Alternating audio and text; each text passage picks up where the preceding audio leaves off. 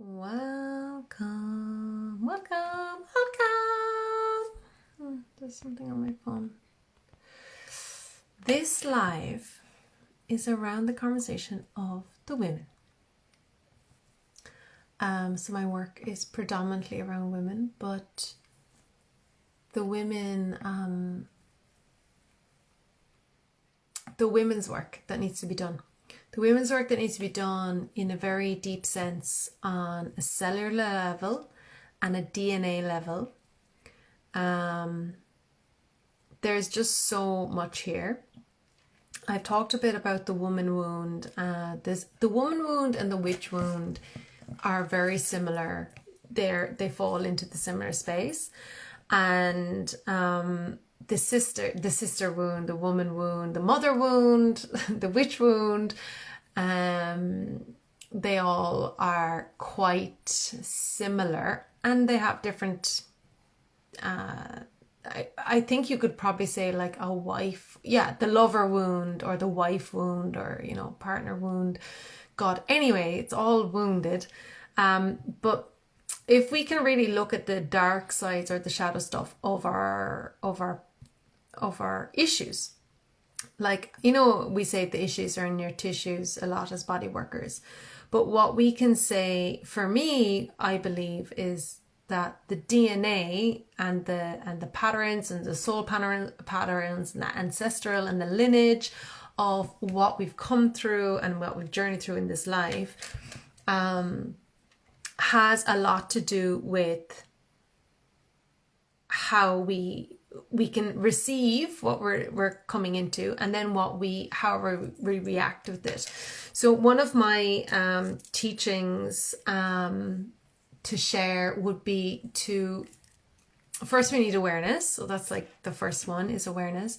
And then after awareness, you can say, okay, I'm triggered by, or I sense, or it depends on, I'm trying to think of a scenario that a classic woman type of reaction would be a woman that's jealous of another woman. Like, that just sums up a lot. And it can be over lots of different things. It can be over work, it can be over beauty, it could be over being thin, it can be over being not thin, it can be over their skin color, it can be over their car, it can be over their money, their relationship, their family, their child, their dog, in my case, horses. It can be over anything. It can be over anything. We know this. The color of their eyes, like, oh my God, it's like, woo. Their position in their job, not just their job. How many kids versus one kid, no kids, like, it's everything. It's everything, right? So like, this is just, okay, one word I've used is jealousy, and I've mentioned like an ongoing amount of stuff. Like, we could talk about it from everything, from where we live, to where we work, to our relationships, to our family. So like, and how someone talks, like, that can be a jealousy. How someone creates, that can be a jealousy. It's like, jealousy is huge. I can vouch that it's all there because I've seen it, and I can vouch for it because I've been on the side of it. I've been on the side where I've had people jealous of me, and that is okay. And I've been on the other side where I've been jealous of other people.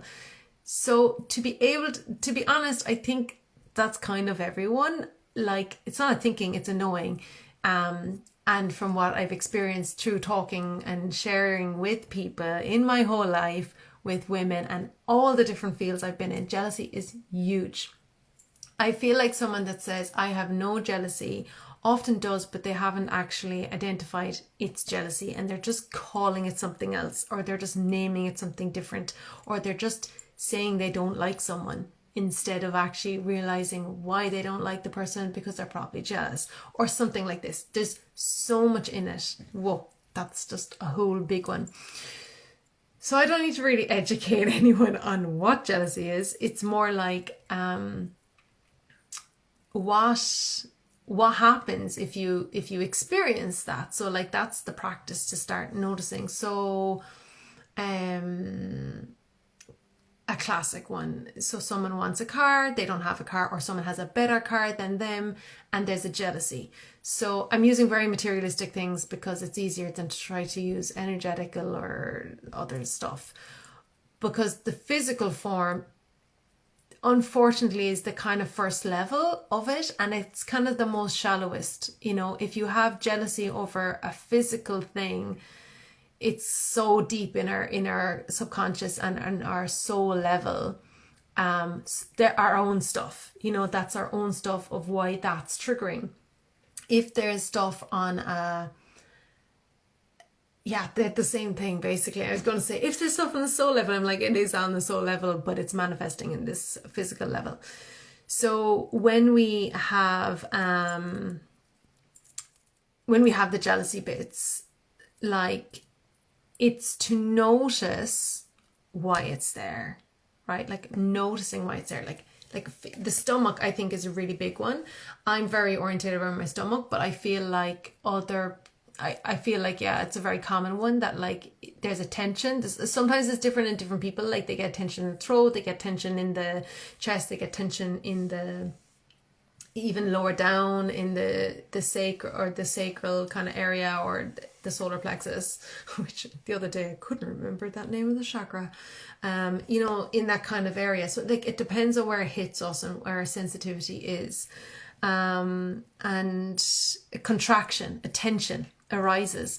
So if you notice a contraction or tension arises within you, that's going to tell you a lot. It's going to tell you about yourself, and it's going to tell you about your environment. And the environment could be this other person that you're engaging with or seeing through a phone or a computer, or talking about with the other person. Like, there's loads of different ways that we can still get a reaction even if someone is not in the room. So when that reaction arises, we can say, to notice a reaction is a practice. If you're not noticing the reaction, it's going to be very hard to move on to the next step. Your next step then is to say, I have a reaction. And then to be like, why? You know, where is it in the body? Why is it there? And then you start moving to, okay, like, it's there because, and owning if it's jealousy, owning if it's a jealousy, owning if it's a hatred, a dislike, whatever it is, it's arising.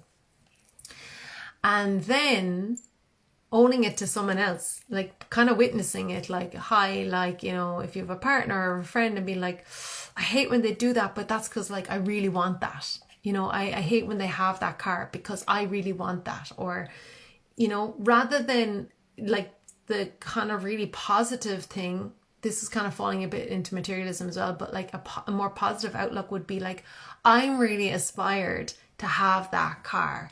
I'm really inspired they have that car. I can have that car too. How did they get that car? I'd love to know. Maybe I'd ask them, because they will help me get that car. And then maybe they don't have the answer, but it's a possibility. Like opening door to possibility is a first way to change patterns in ourselves. Really, really, really, really notice that like having negative and then not having something positive to kind of like shift it is like putting another coal piece on your bag, in the bag, on your back, because it's going to like be a repeated heavy weight, and it's going to grow. And one day the coal bag is going to burst somewhere, or it's going and on top of the wrong people in the wrong place, or it's going to just weigh you down so much that you just can't move, you can't expand, be elevated, whatever that's coming. So it's a really big one. You know, the woman's, like, of course, I'm not really mentioning the men here, because like men kind of like, women don't really have jealousy of a man having a nicer car. They might think, I'd like to have a nice car, but they don't have the jealousy like, how do they get it? Why don't I have it?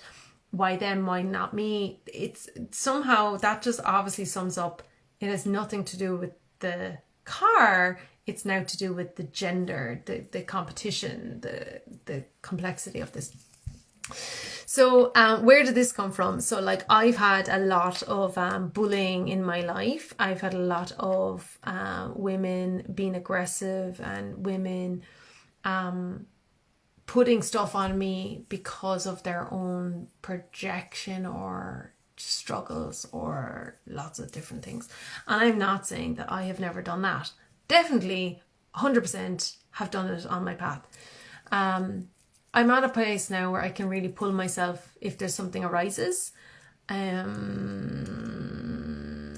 trying to think of something that's really like present for me, but there isn't anything that's really, anything that might rise would just like drift in the wind. It would be like boom, boom, boom, like this. And that's because I've already, it's like when we're in deep meditation practice, like the thoughts that come into your brain, you're just noticing them, but you're not like hanging on. So it's more for me now at this point, it's like I just notice those. I'm like, wow, that's still there. Okay, like that tried to come in, and it's like, why is that there? And then I just go investigating. But that's very easy said and done because I'm already doing this practice very, very, very, very long time, and I have not just one practice but multiple of practices. And I've had that time, you know, I've dedicated the time to it. Not everyone has. So like when, but it's really funny. But because of that, I have a really fucking good radar, right? Like I have a really good radar, and I have a really good radar when people are sussing me out. And I have a really good radar when people are, because of the nature of my work, they, you know, there's a jealousy there, and women actually come and try to find out things about my business without actually asking me directly, which is fine. Like you can kind of do that when you're shopping around for a car, I suppose. But when you're kind of all in the same community, it's ridiculous when that happens. And it has happened to me multitude of times. And I'm saying this out loud because one, they might listen to this and that's even funnier. Two, because I don't care and why would I need to hide that? Three, because what's really funny is that it really makes me question and shows me a lot about why people follow certain people and why they don't follow others. That's a really fascinating one. Talk a bit more deeper about these things in my like closed groups rather than public Instagrams.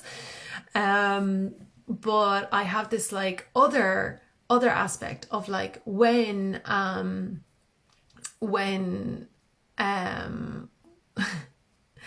looking out the window at stuff here. So when that happens, it's very funny because it's actually really, really funny that like I hear it happening in my head, like because that's how tuned in I am, and I can tell it's happening. And then it's really funny because then it materializes in a really funny way.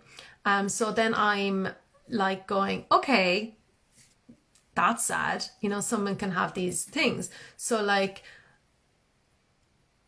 I'm gonna have to leave in this moment, but like, so I'm gonna come back to this after it. But this is a classic example of why we need to be honest, be truthful. I was in a meeting recently with a woman, and I'm just very transparent nowadays. And multiple times, and very transparent, and it's tough to take. And the reason why is because I know why people are there, or I know what people are thinking, and I'm not really afraid to say that out loud anymore. Like, I know what you're thinking, I know what you're saying, and maybe I don't know fully exactly the sentence because maybe it's a little bit blurry, but like my kind of job is to kind of sense things. My job is to listen, my job is to communicate, my job is to hear conversations in the conversation, you know. So yeah, and that just allows for truth. It just allows for clarity and transparency, and transparency is really fucking tough. It's tough going because it means you kind of have to be really raw, and being really raw means being really open and honest about the shit bits. And I know there's some people here that are on my Instagram that will never know the rawness of the rawness of the rawness of the rawness, because like personally I don't need to put everything out on my Instagram, but like the people that know me or the people that work with me, they get to understand the depths of the rawness. There's no hiding, there's no need to, you know.